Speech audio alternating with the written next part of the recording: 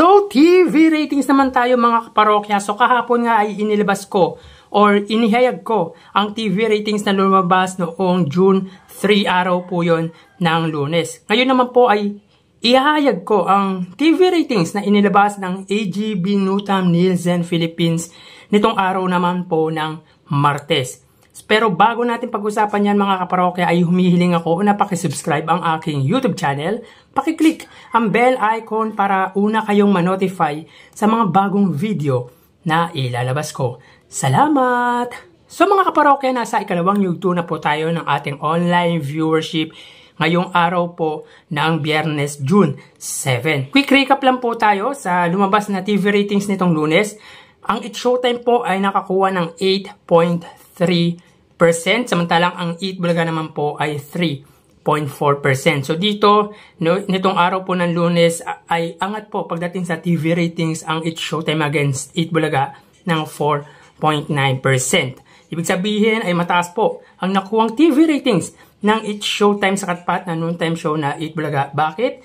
Dahil na-meet po nila ang average ng TV ratings nila, samantalang ang Eat Bulaga naman po ay hindi po nila na-meet ang TV ratings na 4%.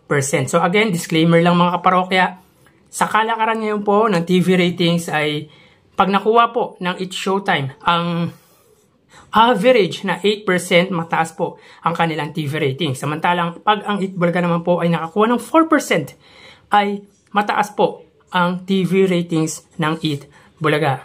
Dahil hindi po tulad ng dati na single station or single TV station lang ang naglalaban pagdating sa TV ratings. Yan ay ang GMA at ang ABS-CBN. Sa ngayon po, alam naman po natin na 4 po ang TV station na lumalabas ang It's Showtime. Samantalang ang Eat Bulaga naman po ay 2 TV station lamang, ang TV5 at ang RPTV. At isa rin po sa naging advantage ng It's Showtime ay yung malawak at malakas na signal ng TV station nila, which is yung GMA. Samantalang ang Eat Bulaga naman po ay hindi naman po ganun katulad ng lawak at lakas ng signal na meron ng TV5.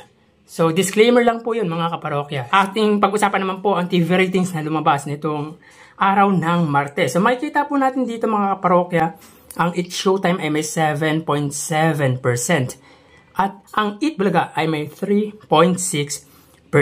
So dito makikita po natin na malaki ang na-provide na TV ratings ng GMA at sila po ay may 5.8%. Ang GTV ay may 0.7%, ang A2Z ay may 0.9% at ang Kapamilya Channel ay may 0.3%. Samantalang ang Eat Bulaga naman po under sa TV5 na main TV station ng Eat Bulaga ay may 3.3%.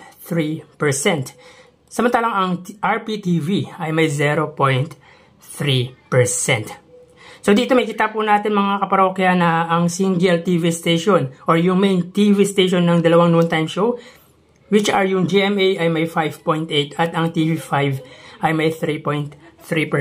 So dito angat po ang GMA sa katapat na TV station ng 2.5%. So kung titingnan natin ay angat po ang It's Showtime sa katapat na noontime show ng 4.1%. So yan po ang lumalabas sa kanilang TV ratings sa araw po ng Martes. At alam naman po natin pagdating ng araw ng Martes ay hindi po live ang Eat Bulaga. Pero mapapansin naman po natin mga kaparokya pag araw po ng Lunes at Martes ay maraming commercials na lumalabas sa Eat Bulaga. So tara ating alamin ang online viewership ng dalawang bigating noontime show. Para sa Eat Bulaga under TVJ Facebook page na may 2.4 million followers at sa It's Showtime naman na may 18 million followers. So as of 1:54 PM ang It's Showtime po ay may kasalukuyang segment na especially for you. Obviously dahil ang palabas po dito sa amin ay It's Showtime. So check po natin ang Eat Bulaga naman po. Sila po ay may kasalukuyang segment na Gimme 5. At dito may kita po natin na ang Eat Bulaga po ay may 5.9 thousand viewers, samantalang ang It's Showtime ay may 16.3 thousand viewers. So kung susumahin natin, makikita po natin dito na ang It's Showtime po ay angat ng 9.4 thousand or 10 1.4,000 viewers. So mapunta naman po tayo sa TV Network YouTube channel at unahin po natin ang Eat Bulaga. Under po yan sa TV5 Philippines na may kasalukuyan subscribers na 1.82 million. Ang Eat Showtime naman po under po sa GMA Network YouTube channel na may 35.4 million.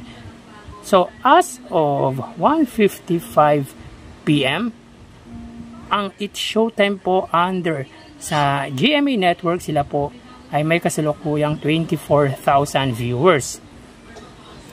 Ang Eat Bulaga naman po under TV5 ay may 41,000 live viewers.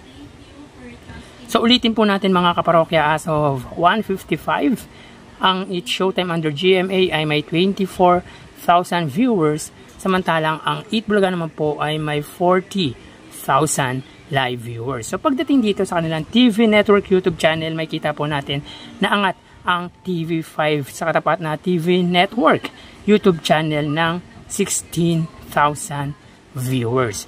So mapunta naman po tayo sa main YouTube channel ng dalawang noontime show, at para po sa Eat Showtime under ABS-CBN Eat Showtime na may 2.24 million. Sa Eat Bulaga naman po under Eat Bulaga TVJ YouTube channel na may 1.01 million subscribers. So as of 1:56 PM, ang Eat Showtime, sila po ay may 105,000 viewers. Ang Eat Bulaga naman po, sila po ay may 59,000 live viewers. So ulitin po natin mga kaparokya, as of 1:56 PM, ang Eat Showtime, sila po ay may 104,000 live viewers, samantalang ang Eat Bulaga po ay may 59,000 live viewers. So pagdating dito sa kanilang main YouTube channel, may kita po natin na angat po ang Eat Showtime sa katapat na noontime show na Eat Bulaga ng 45,000 viewers. So bali ang total na nakuha ng dalawang noontime show ay, para po sa Eat Bulaga, sila po ay nakakuha ng total live viewership na 105,000 viewers, samantalang ang Eat Showtime naman po ay nakakuha ng 144,000 viewers.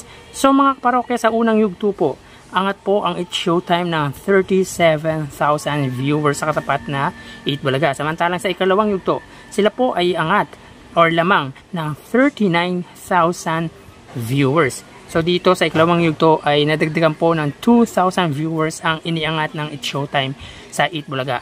So again, ang Eat Bulaga po ay may 105,000 viewers, samantalang ang Eat Showtime ay may 144,000 viewers. So yan po ang lumalabas sa kanilang online viewership as of 1:59 PM. At mamaya ho magbabalik po tayo sa huling yugto ng ating online views update ng dalawang noontime show. Magpapaalam na po ako. Thank you and God bless.